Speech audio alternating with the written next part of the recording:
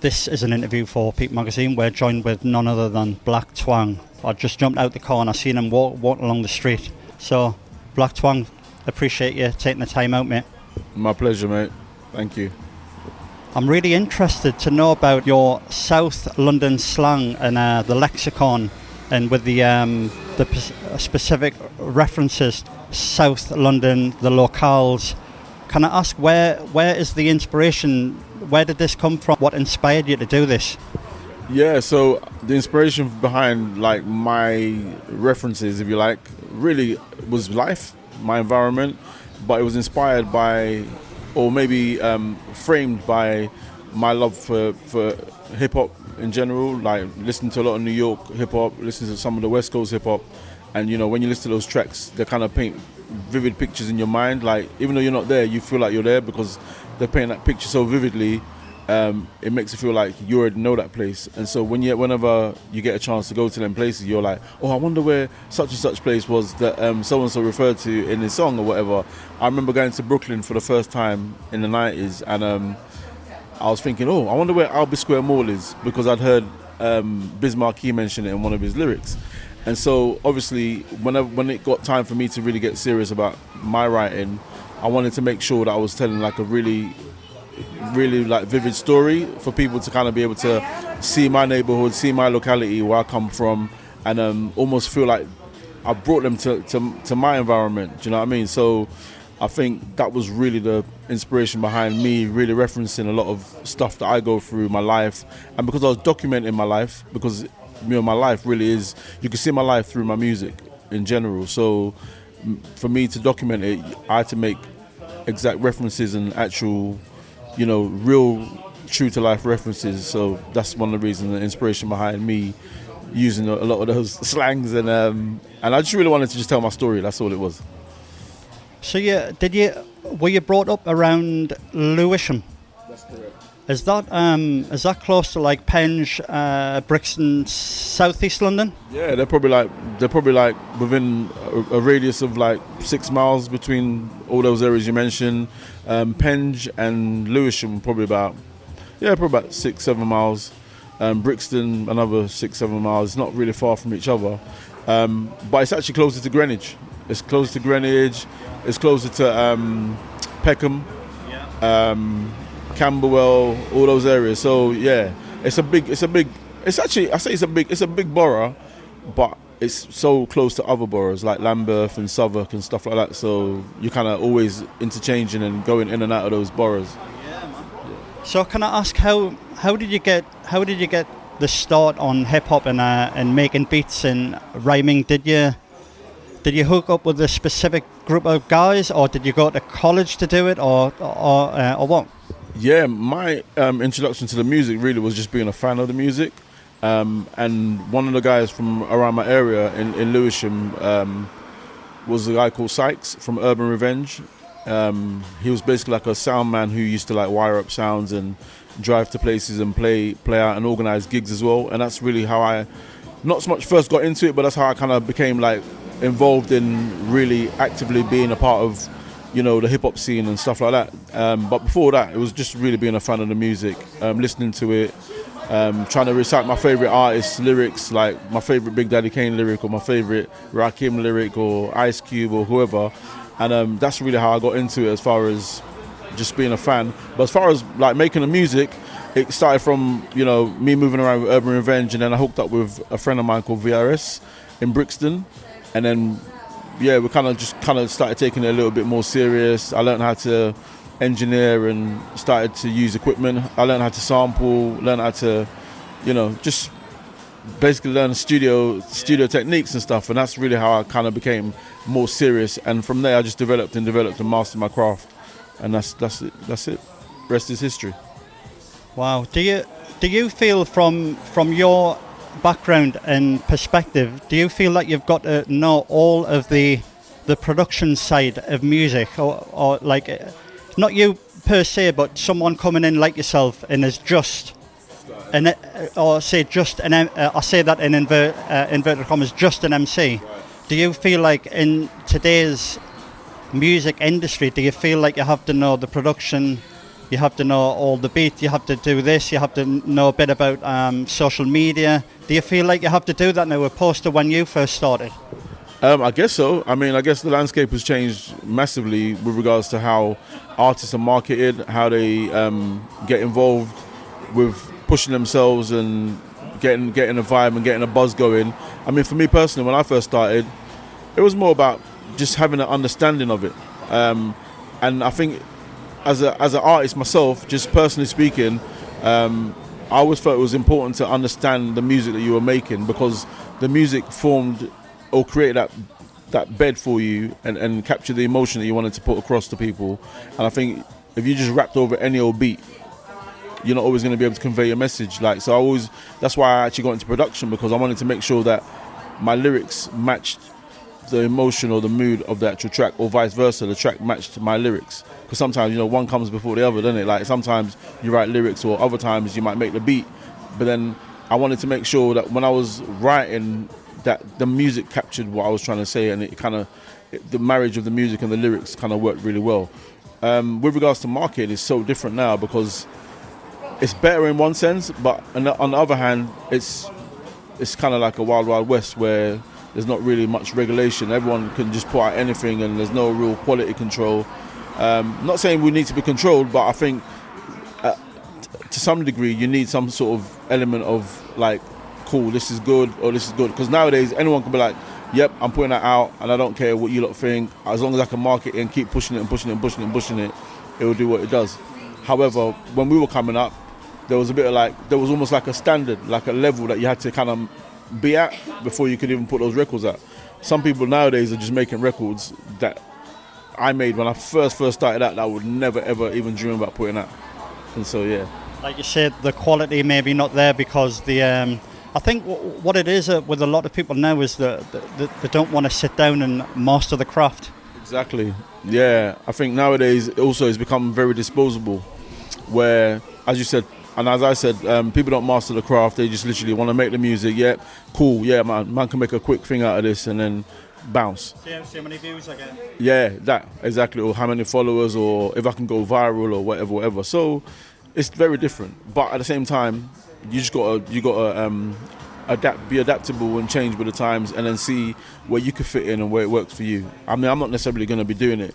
It's fun actually, because on the way up here, when I was driving up from London last night, I was listening to music, and then at one point I was listening to music thinking, man, if this is what the music sounds like, I don't really want to make music anymore. But then I heard some other stuff from some other newer artists. I was like, okay, yeah, good. Oh, so people still appreciate this kind of music. So in a way, you just got to find where you fit in. Getting where you fit in, as they say, yeah. and make it work for you. Yeah, man. I want to ask about your debut album, Network, Southeast, and this is like what was the connection with Network Southeast? Can I ask what the connection was there? Yeah, it's actually really funny. So Network Southeast was inspired by the railway line called Network Southeast. And the reason why I called it Network Southeast was because my estate, literally, from my landing on the 4th floor, when I look out, it's a train line that runs literally by my New Cross station, is literally by my house. Yeah, so obviously I was looking at it every day, and then sometimes we're going to sit on top of the garages where we was burning the zoo or something, or just playing whatever on the garages there, because my estate literally was by the rail track. Like, the rail track went right beside my house. And then, whenever my gateway into the city was through Network Southeast train. So every day I was going to the West End, I could hit New Cross, boom, I jump on the train, London Bridge, Waterloo East, Charing Cross. You're in the West End, you walk through like Covent Garden and over to Carnaby Street and whatever. So that was really it. But then me changing it to Network was really inspired by Det Incorporated, which was by like MC Mello, DJ Pogo. They had like, back then the slang we used to use was like, oh, if something's really good, we'll say, yeah, that's Det. Like nowadays people say something's sick or something's dope or something's banging or something's peng or whatever the slang is now. The slang back then in the 80s and 90s was something was Det. Yeah, that's Det. So we switched Network to Network. So it was just like a play on words. And then Southeast being where, I was raised and I started out my craft. That was literally like a really mad. It kind of just worked out really well. Where rather than network, you're debt working because it's good work from the southeast, and that was it. Yeah, I mean, we touched on this right at the start of the interview, but could you give us some examples of this? What's the word? I keep forgetting the word. This locales. Yeah. Some specific slang of the southeast lexicon. Could you give us some examples? Oh, right now, not really. Off the top of my head, no, because slang just obviously it's like language, isn't it? Language evolves over time. So, I mean, it's funny when I listen back to my records, and because I use so much slang of that time, I listen now and think, wow, that's crazy. Like people used to call girls beans. You know what I mean? Or drapes. Like drapes used to get like robbed or something. That's different. Or just different thing. Do you know what I mean? And the slang's changed now. Like nowadays, people probably say you're getting splashed. If you're getting stabbed. Do you know what I mean? So, but those are the kind of slangs that I would use back then. So I would say stuff like you're getting drapes for your papes. You're getting robbed for your money. Or my gates. I suppose my gates is still the same now, but my gates is my crib or my house or whatever. So, yeah, it changes. Oh, cool, man. I want to ask also about your next album, 19 Long Time. Yes. Why was this album obstructed by your record label? Yeah, actually, funny enough, 19 Long Time wasn't the obstruction. The obstructed album was Network Southeast. Right. Yeah, and it wasn't by my label. It was actually by me. I put a stop to it because I wasn't happy with the way it was about to be promoted. Because at the time the buzz was really, really massive. Do you know what I mean? And the label that I was dealing with at the time, we were promised a certain budget to market it and promote it, and then right at the last minute, literally, when I say last minute, I mean probably like a week before it was meant to be released, they were like, I got some bad news. We're gonna slash the budget from like, I don't know, 60k or 30k to like 10k, and I was like, yeah, exactly. And I said that's not what I signed up for. So I said nope, I'm not doing it. But unfortunately, they'd already pressed the album, vinyl. They pressed the singles. They shot the video, but I walked away from it.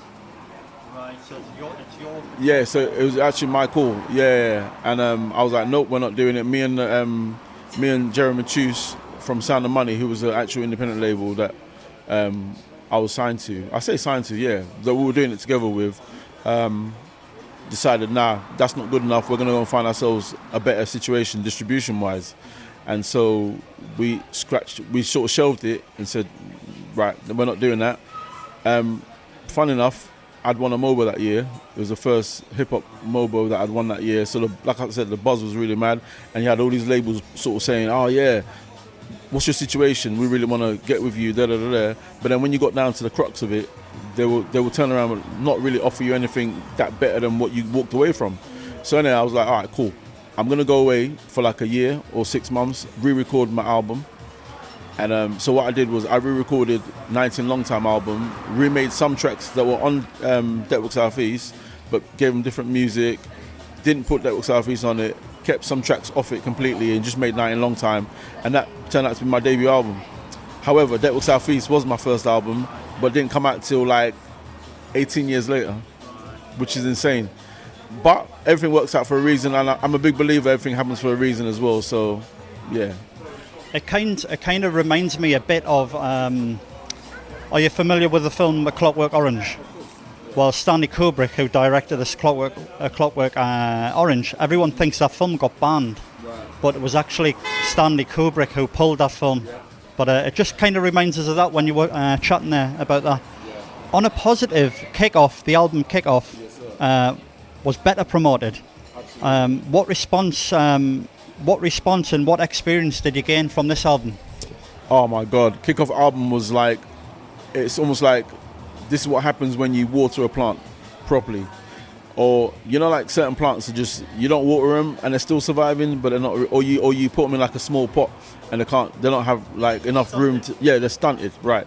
So this is what happens. You can see like what we can really do with the right sort of backing behind you, and that's what Kickoff album kind of gave me. The experience was amazing. Some not so good because I was like, it's kind of fake, but overall, it was really, really good. Like, I got to go to so many places. The response to my album, a lot more people got a chance to hear my album, not just if you tune into like the late night hip hop show on a Friday night, but more like daytime radio was hearing my stuff. My videos were being played in the daytime as well, and people around the country got to really hear me, hear my music, and that was incredible.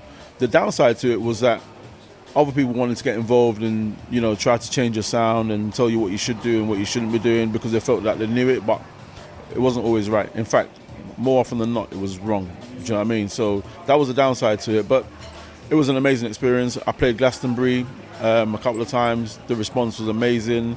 I did Leeds Festival, Reading Festival. I went all over the world doing interviews, tours, collaborations, and it was great. Great time of my life. Wow, man, sounds absolutely brilliant. Just with, you know, there's a saying you've got two brains. You've got one in your head and one in your gut. Was that like maybe a time where you've trusted your other brain and your gut? Absolutely. But I think actually I should have trusted it more than I did, because certain things felt like this should happen, but because my other brain was like, oh well, maybe they're right. Maybe we'll go with what they're deciding to do, because sometimes, as I say, he who pays the piper calls the tune. So because these labels sometimes were paying for certain things to happen, they had almost like the final say on what happened, which kind of led to I was actually parting ways, because after a while I was like, nah, I'm not really feeling that decision. Even though you're paying for it, that's not really. So it wasn't really like that harmonious at some point. But at the same time, yeah, I got to meet some incredible people. BANKSY designed my album cover for Kickoff. Yeah, the Kickoff album is a BANKSY.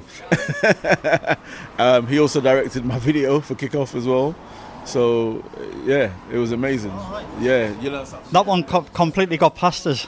Yeah, if you look on the cover of Network Southeast, it says BANKSY. All right, so that the interviewers took a enormous twist. So obviously you can't divulge, but would you class him as a friend? Nah, not really. Yeah, I met him those times when I was working with him. Great guy, real different, but yeah, amazing. And he's so creative as well. So, and he's gone on since then. He's gone on to become this incredible. What do you want to call it? Myth. Yeah, I mean he's gone on to.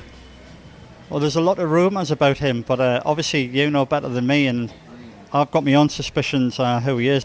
Hell no. Nah. Damn.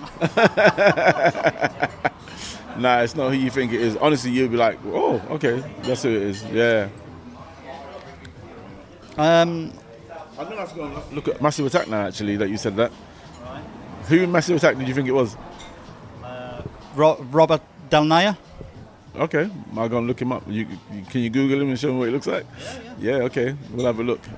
Can I ask what your plans are moving forward, and is there any new work in the pipeline? My plans going forward, I actually really want to record more music, to be honest with you. I've not recorded much music in the last 2 years. I was doing stuff like, obviously the lockdown really changed the whole landscape of the world, if you like. Also, the passing of my father in 2019 kind of changed my outlook a little bit sometimes, but since then, yeah, I put out a couple of singles. I had a track with Dirty Goods called Dirty Dirty. Check it out, it's on Spotify as well. I also had another track called Go Ape Shit, produced by Nutty P. And yeah, really, really good tracks. So what I want to do now is actually get back in the studio and record a couple of things. I got a track with Shorty Blitz that came out recently called The Beast, featuring Corey Guns, Joel Ortiz and John Connor. Yeah, so have a listen if you get a chance to. It's on Shorty Blitz's EP. But yeah, I'm going to be getting back in the studio. I've got quite a lot of material that I've never released that I still want to put out. So if people are interested and there's a market for it, then I'm definitely going to do that music. Yeah. In your opinion, is it worth having a record deal now in this time, in this day and age, 2023? Is it worth having a record deal? Is it worth having a manager? or is it just better? I think I kind of touched on this earlier on in the interview, but again, is it worth having a record deal with a company? Is it worth having a manager, or is it just best to do your own thing? There's sort of you could contextualize those questions and say it depends. It's all dependent on what sort of manager you've got or what sort of record deal you've got. Because yes, it's worth having a record deal if your record deal is a big record deal and they're really going to put that money behind you and they believe in you.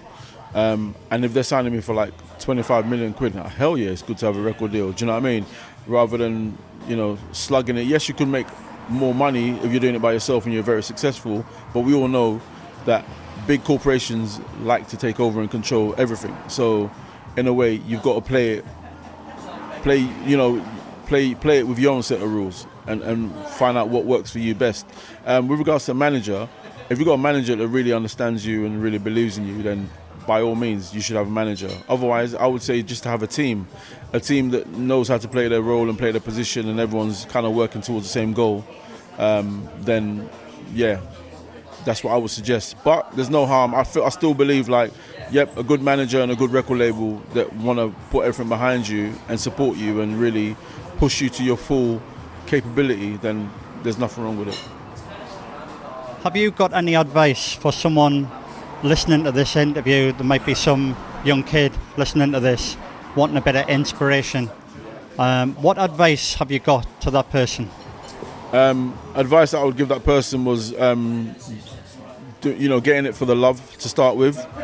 Everything that we touched on really in this interview, which is getting it for the love, and be really passionate and do it with conviction. What's the other one? Master your craft, absolutely. And lastly, just believe in yourself. Trust your gut. Trust your gut brain. Yeah, man. Trust your gut brain, and everything will work out as it's meant to be. Blak Twang, I want to say it's been emotional, but I'm so pleased I bumped into you there, and I really appreciate you sitting down and giving me the time, Paul, and I wish you all the success in the future. Can I get a touch? Absolutely. Cheers, bro. Thanks a lot. Thank you very much. And what's the magazine called? Peep-magazine. Peep this magazine, man. It's peep this interview. It's going to be good. All right? Thanks, man. Cool. Cheers. Appreciate it. I like the t-shirt too. Yeah, that's... You'll have to send me one of them. Yeah, man. Absolutely. Yeah.